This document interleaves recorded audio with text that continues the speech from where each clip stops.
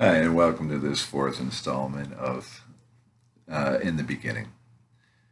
Here at Restoration Focus at the intersection of logic and faith, we're trying to understand God's will for us. And at the moment, to understand God's will for us, we have to understand His perfect will at creation, to understand what it was that was changed and why we needed someone like a Jesus to come and fix it for us.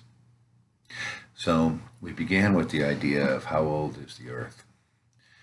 Many people would say that Christianity is a false religion because it tries to say that the earth is only 5 to 7,000 years old. Some might go as high as 10. My 5 to 7 number seems right to me. If you believe in the young earth theory and they say stuff like that, it's a little hard to fight. You can, but it calls for them asking for a lot of faith. And I don't know if logically if it makes the most sense. If you say it's an old earth and that each one of the days are really eras and epochs, then what happens to original sin? You know, God took a day of rest after the day He made man. That means that it would be hundreds of thousands of years, and the sin happened so many hundreds of thousands of years ago. It just doesn't make sense. The old earth doesn't make sense, the young earth didn't. And so we talked about the gap theory. We talked about how Jesus himself divided verses with time in the middle and how we see it in other places where that happens. And because of that, we know hermeneutically, which is the idea of right interpretation of the Bible, we know hermeneutically it's not outside the bounds. And logically, it makes the most sense. God created 1 billion years ago. God, who's been around forever, created the universe 1 billion years ago. He did something here. After he did something, he he stopped. He flooded the earth. He destroyed everything that was here. We saw it in First Peter. Then in Genesis chapter 1, verse 3, he begins creating again and puts man here. And so when he gives us his word and he gives us his Bible, he's not trying to tell us everything he's ever done for billions and billions of eons. What he's really doing is he's telling us and he's giving us the courtesy to tell us what he did for us now and who we are and what the relationship is supposed to be. And so that's what we're trying to understand. Now, we talked about the idea that there's a first heaven, a first earth, and that they're gone. We're on the second heaven and the second earth. And I've had some people say, well, how about that flood? You know, isn't that Noah's flood? But we see in 2 Peter chapter 3 that Noah was the 8th person saved in the flood. The idea of man's day ending. Man's day began when man was made and put in charge. And man's day ends when the last man is done with the earth or when Jesus Christ comes back. Well, I suppose they're similar. Because we'll be changed. We won't be men anymore.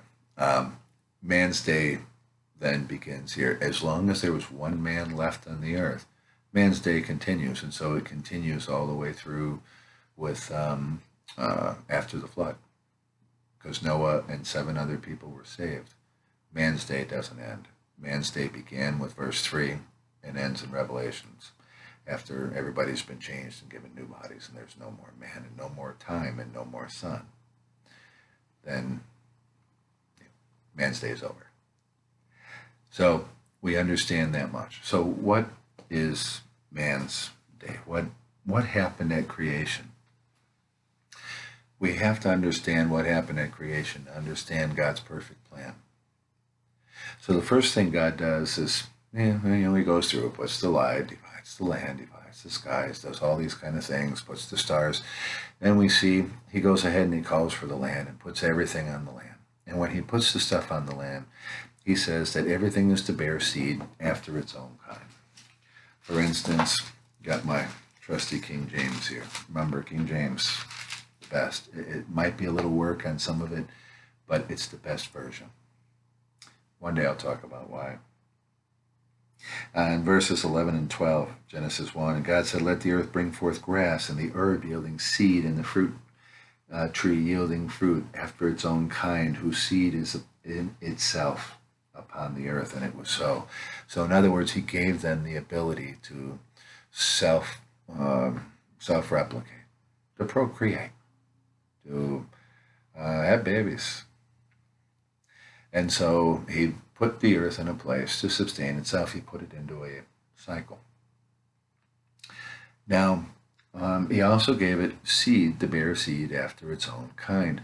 In other words, if it's an apple tree, it's going to always have apples. You're not going to go to an apple tree and get some apples, some pears, some plums. It's always apples on an apple tree, always plums on a plum tree, always oranges on an orange tree, etc. Bearing seed after its own kind. So he creates the land.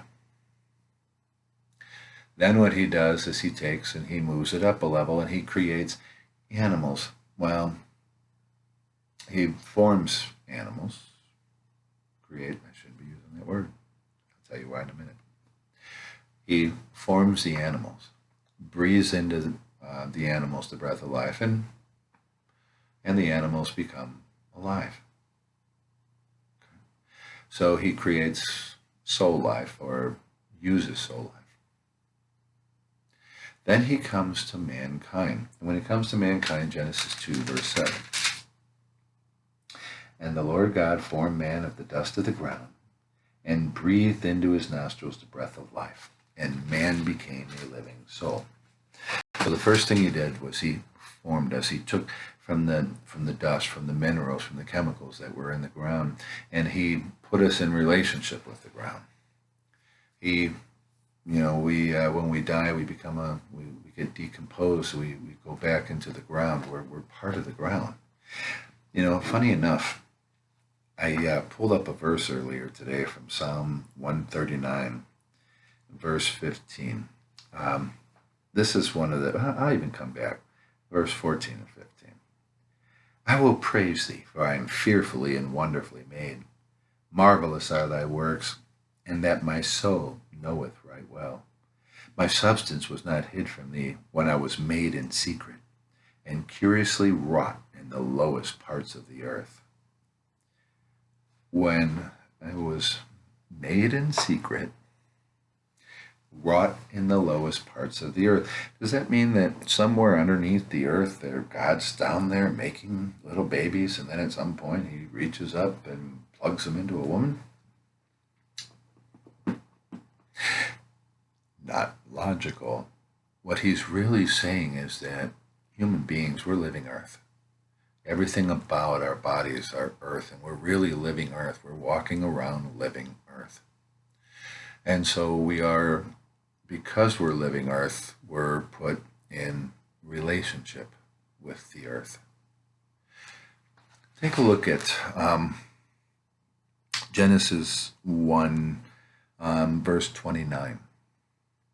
And God said, behold, I have given you every herb bearing seed which is upon the face of all the earth, and every tree in which is the fruit of a tree yielding seed.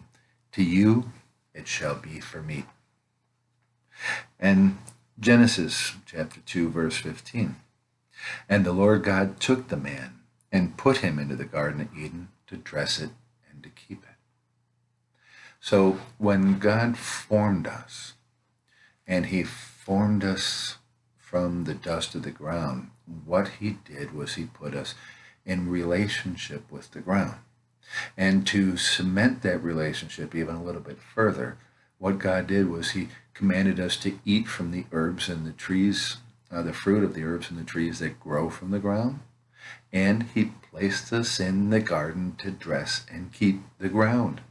We were farmers. We were gardeners. We were in relationship with the earth. Why were we in relationship with the earth, or how?